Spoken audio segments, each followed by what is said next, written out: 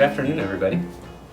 Welcome to my kitchen. My name is Stern, and here today, this afternoon, I will be pickling some vegetables that I have in my refrigerator. Pickling is a long-standing Jewish tradition that goes back to the time of the Torah, to the Talmud. It's mentioned in many variations and ways throughout Jewish history. Recently, cucumber pickles in particular, kosher dill pickles, have seen a revival in the past 5 or 10 years, but that tradition goes back with Jews way into the 1900s, when Jews were huge purveyors of kosher dill pickles on the streets of Manhattan in the villages. So, what am I going to be pickling today, and what is pickling? So, I'm going to be pickling 3 different main vegetables. Cucumbers, classic, carrots, and radishes. Look at these beautiful radishes. They're amazing. When we talk about pickling, we might be talking about a couple of different things. So there's the traditional method that Jews have used for a very, very long time, which is called lacto-fermented, lactic acid fermentation. And there's another form of pickling called vinegar fermentation. Both have been used in the Jewish tradition by various Jewish communities. The Ashkenazic Jews tend to use lactobacillic fermentation or lactic acid fermentation more because of the lessened availability and higher price of vinegar in Europe. Whereas Sephardic Jews also do a lot of lactic fermentation, but also tend to use vinegar a bit more in the way they ferment their foods. But today I'm going to stick with the lactic acid fermentation because that is the one that I'm most familiar with. Lactic acid fermentation is a process of preserving food, specifically vegetables, but it's also often used with meats and other foods. It's the natural bacteria on the skins of the vegetables, called lactobacilli, they eat the sugars in the produce and produce lactic acid as a byproduct, and also carbon dioxide. And the presence of lactic acid in the brine is what keeps other harmful bacteria and fungi out of the brine, and also create more lactic acid that will preserve the food for longer. So that's the reason why we ferment food, is to preserve it longer. Now, culturally, Jews preserve foods for many reasons. One is because when faced with an abundance of food, it's important not to waste. So the Jewish tradition of bal tashchit, or no waste, is what creates that. And also culturally, Jews like to feed each other. So we like to have something on hand when a guest maybe comes over, maybe unexpectedly. So we'll always have these preserved foods in our pantries and in our refrigerators for whenever we want to entertain somebody. So there's so many reasons why we pickle, but let's get into it.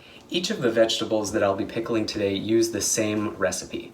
We're going to be using pint jars that we're going to fill to the very top, which equals about 2 cups. And we're going to be using 2 teaspoons of salt in each jar, no matter the vegetable. This ratio is really good for these kinds of vegetables, and in general produces this safe environment in which our vegetables can be preserved. I'm going to start by first cutting up my vegetables. I want to make sure that I'm not using too much of each ingredient. I want to fill these jars packed tight, but I don't want to use or prepare more than I can use, so I'm going to be cutting and filling at the same time. The best way to make sure you're packing your vegetables tight is to put them on their side and kind of fill them in this way, so that's what I'm going to be doing. I'm going to get my knife, and I'm going to start by doing something that I learned recently, which is cutting off the tips of my cucumbers. Doing this makes sure that if you leave the tips on, the cucumbers can get a little bit squishier than they normally would. I'm using these mini cucumbers. You should look for these. They're kind of nice for pickling because they're a bit denser. They have a little less water content.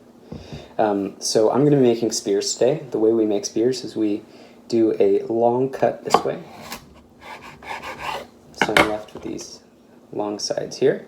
And then I'm going to cut each of those in half the same way. So I'm left with spears like this. And I'm going to stuff as I go.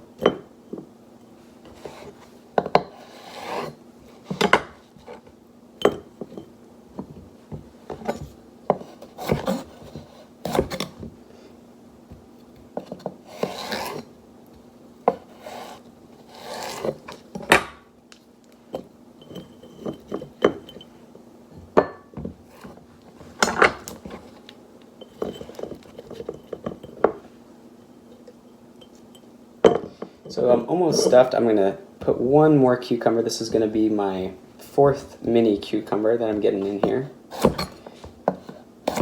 And then I'm going to proceed with the other ingredients.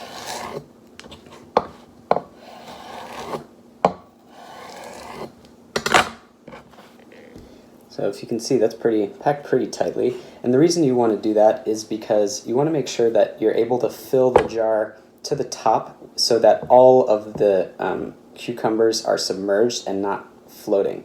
If they're floating, that means some of them is exposed, which means they'll be exposed to oxygen, which could generate mold. So that's my cucumber jar. Next, I'm going to fill my jar with carrots. So again, I am placing my jar on the side. So as I fill the carrots in the jar, I'll make sure I know how much I'm using. So with the carrots, also cutting off the ends, I'm also going to cut them kind of to match the size of the jar. So I'm going to cut it just about in half. And then, like the pickles, I'm going to make spears. So I cut it in half this way, like that, and I'm going to cut it in half one more time.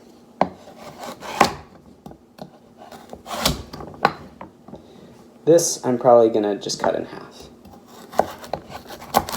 You want everything to be pretty much the same size. So you can see these are kind of all the same size. So now I'm putting them in my jar. Looks like I'm going to need maybe 2.5 carrots. So I've already cut the end off of this one. Cut it in half again. And fill. So that just gets right up to the top there. I think it'll be okay. Maybe I'll trim a couple of them and eat a little. Got to try your food. Oh yeah, that's good. I think that'll be sufficient. Upside down, they're not falling out, so it's good. That was 2 large carrots. For my radishes, I'm going to try something a little bit different. The radishes are pretty small, so I'm going to be cutting them in a different way. But I'm also going to be adding the whites and light green of a scallion, just to add a little bit of onion flavor to the radish. So the way I'm going to cut my radish is I'm going to, again, trim the ends. Make sure you're just taking off a little bit so that you're not wasting very much. And then I'm going to cut them in half like this, the long way. I don't want to cut them any more than this because I want to make sure that I'll be able to fill the jar. If I cut it too much, I'm going to have to use a lot more radishes. And it might leave too much air in the jar or too much space for water, and I want to make sure that I'm not doing that. I want a good balance. So again, I'm going to be cutting those radishes in half, adding them to this jar this way. And I'm going to stick my scallion in there too. So I'm going to peel off the outside skin of the scallion. Oops. And I'm going to cut it in half this way to make sure it fits. And then I'm just going to throw it in there. You could cut off this root bit, but I think it probably has some awesome microorganisms in there that are going to be good for our brine. So I'm going to leave it.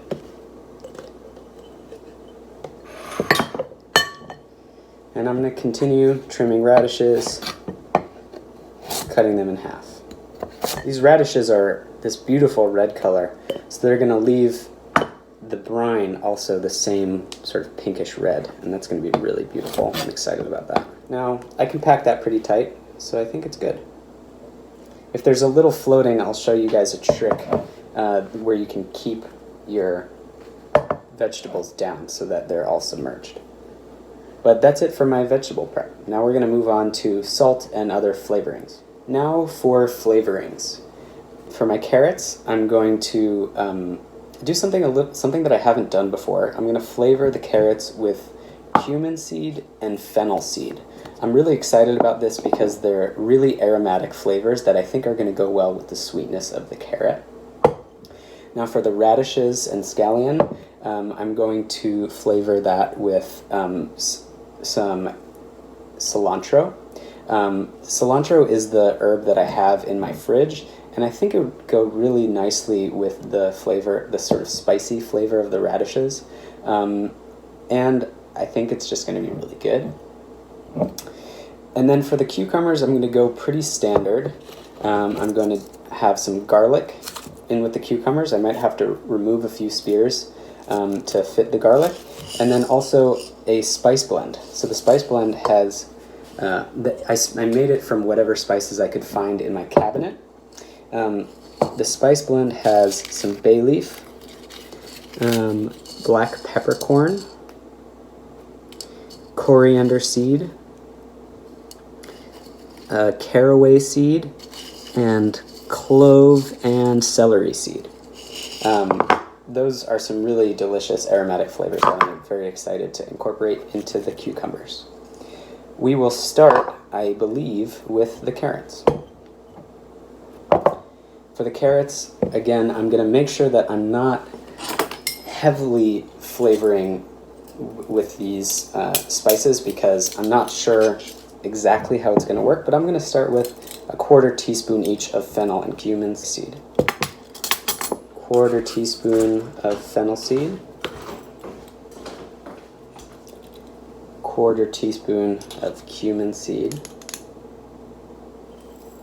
and of course, the most important, in every single one of these jars, I'm going to be adding 2 teaspoons of salt. It might seem like a lot, but the more salt, the better. It leads to a more crunchy pickle. So 2 teaspoons of salt. And then I'm going to set that aside. Now I'm going to add my flavorings to the radish. So I'm going to take this cilantro, I'm going to break it in half like that, and just kind of stuff it in the top here. And doing that is going to both flavor and keep the radish down underneath its leaves. Then I'm going to add my standard 2 teaspoons of salt.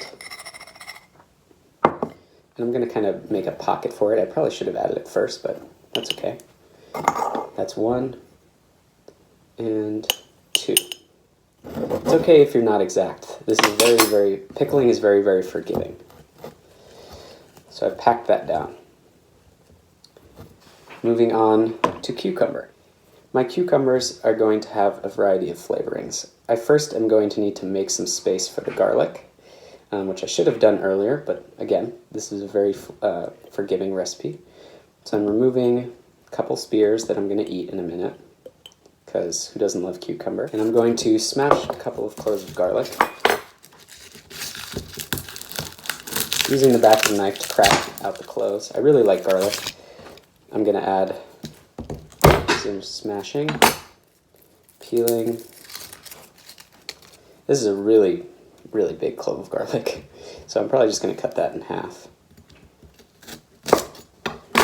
and slide it in there. Maybe I'll add this half pickle or half cucumber, keep things tight. No, maybe the whole.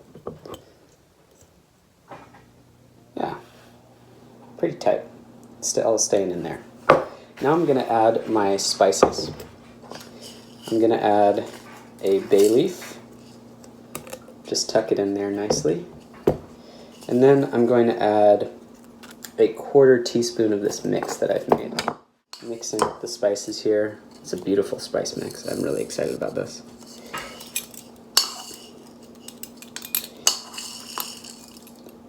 There's 1/4 teaspoon, and maybe a dash more. Why not, right? And then I'm going to add my 2 teaspoons of salt.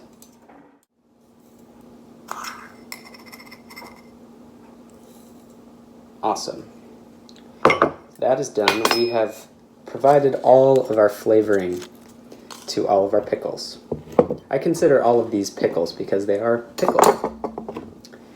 The last step is to add water. I've got my big pitcher of water here, and what I'm going to do is I'm going to fill the water all the way to the tippy top, making sure that every bit of the vegetable is covered. This is again to fend off any mold from developing on the top. And I'll explain later how this is going to be something you want to keep in mind when you're tracking the fermentation process of your vegetables. So I'm going to add this water all the way to the top for the radishes. And there we go. Making sure to pack in that cilantro. Then I'm going to add all the way to the top of the carrots. So this is 2 cups each because this is a pint jar. All the way to the top there. Push in those carrots a little further. There we go. That's nice and tight. And nothing is exposed. Okay. And if something is a little bit exposed, don't worry, you can just keep an eye on it. And then cucumbers all the way to the top. And nothing's exposed there either. Great. Next step, got a jar at the top. And now I'm screwing them tightly because what I'm going to do is shake to incorporate everything. Now I'm going to shake these jars to incorporate the salt and the spices and whatever else is in there. So I'm shaking.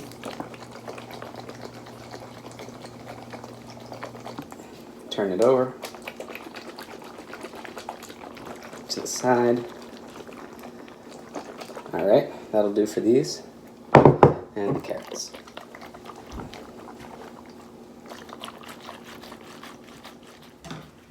Here is my almost finished pickle product. The way that you want to be observing your pickles as they're fermenting is this. I'm going to place all of these jars onto a large plate to catch any overflow of water. I'm going to unscrew, keep the lid unscrewed so that as carbon dioxide is being released from the lactobacilli, it's going to come up, you're going to see it bubbling up and pushing out some water, and that's totally okay.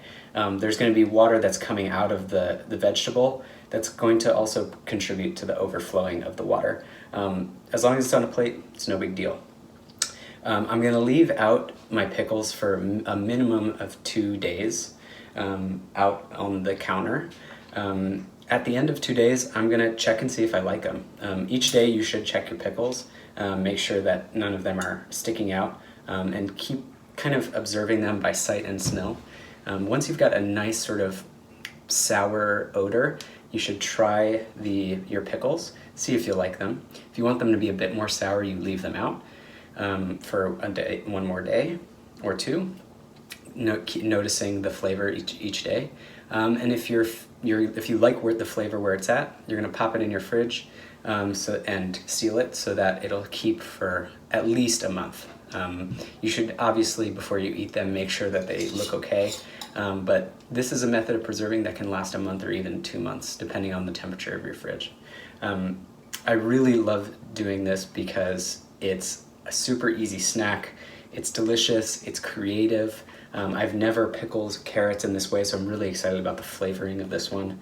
And it has a deep history in Judaism, something that connects me to my people. And that's pickling the Pearlstone way. Thank you guys so much for getting this far in the video. I hope you enjoy the crunch and the sourness of the fruit of your labor. Thanks.